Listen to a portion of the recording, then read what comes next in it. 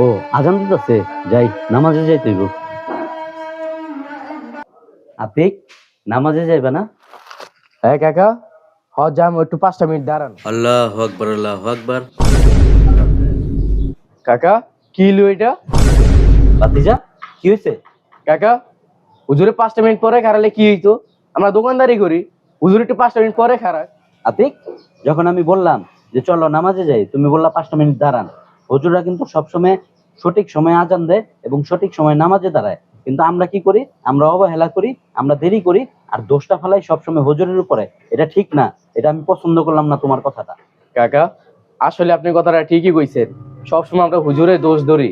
আপনি যখন আমার ডাক দিলেন তখন যদি আমি আইতাম তখন আমি সঠিক সময় নামাজটা পড়তে পারতাম। সবসময় খালি আমি হুজুরকে দোষ দেই।